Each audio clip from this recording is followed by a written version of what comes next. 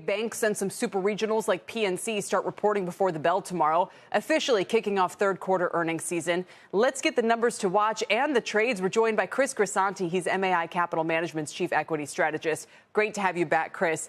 Let's dive right in, and let's start with PNC. Regional banks remain a top worry spot for the market. Shares of this super regional haven't fully recovered from the March crisis. Investors are watching loan loss provisions, balance sheet impact of higher rates, maybe if they'll have an efficiency plan to keep expense growth in check, as some analysts speculate. Chris, you optimistic, or what would you do with the stock here? Kelly, it's good to be with you again. Hi. There's two things I'm looking at for all these banks in this part of the cycle. One is net interest income and how they're handling that, and everybody's looking at that. And the other is credit issues, which nobody is looking at. So let's look at PNC first. First, net interest income should be on the weak side, but they've already telegraphed that. And I think it's only going to be off 2 to 3%.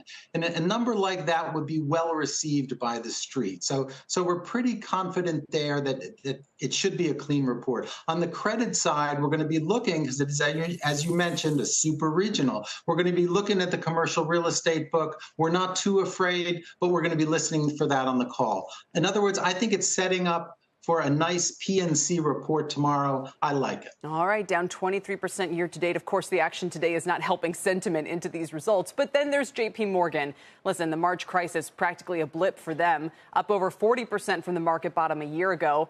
The bank is best positioned for higher for longer, Bank of America thinks. They have strength for buybacks. They're even competing with the flight to private credit with the asset management arm. And, I mean, I have to imagine you'd be at least holding this one. Yeah, we like this one. But of course, you're saying all those good things, but tell us something we don't know. So right. The problem with being JPMorgan is that they're the market leader and expectations get set real high.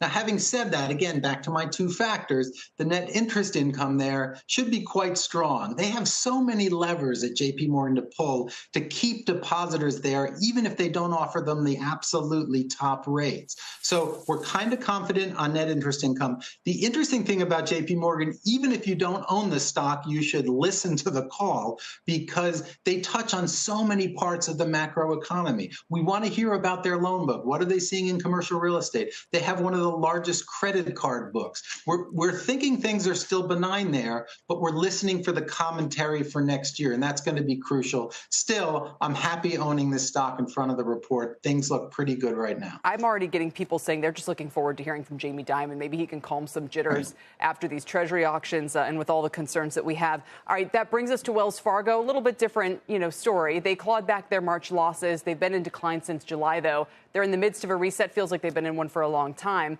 They're focusing on wealth management, capital markets, credit cards, but net interest income could continue to decline, Bank of America says, while expenses grow. That's not the picture, investors are looking for at the moment. That's right. This is, of the three, this is the one I'm kind of most afraid of for tomorrow's report. And I wouldn't, if I had a choice, I wouldn't be an owner going into the report. So it's one of the better performing banks since a year ago, even though it's been struggling in the last month or two.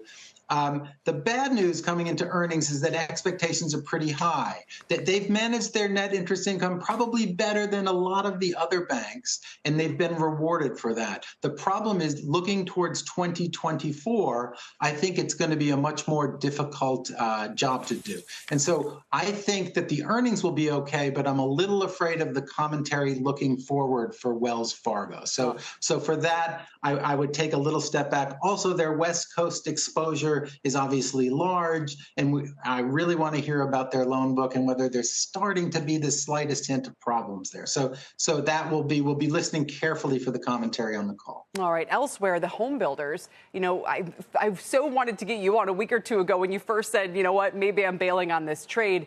Ever since, they just look worse and worse. I didn't even check since 1 p.m. when yields really started to pop. I can only imagine they're down 5% this morning. Are you out of them now? I mean, what do you think's going on here? We're out of almost all of them now. We still own one Homebuilder that we really like, and we probably will carry it through. But Kelly, what we're talking about here is an industry that the demographics are just terrific. Not enough folks own homes. Really, for the last 15 years, kids have been staying with their parents, and they're finally leaving the nest. They're finally buying starter homes. It's a good place to be. Having said that, that's okay at 6.5% mortgage rates. But when you start talking about 8 or God forbid, even 9% mortgage rates, that's a problem. And so we've done awfully well, as you know, in the stocks. We liked them a year ago when mortgage rates started to go up. They got absolutely trashed, but now they're up 60, 70%. I think it's time to take profits, and discretion is the better part of valor, and live to fight another day. Absolutely, and wanted to make sure we mentioned that on a day where they are down more than 4% now as those rate concerns intensify. Chris, thanks for all your time. It's good to see you again.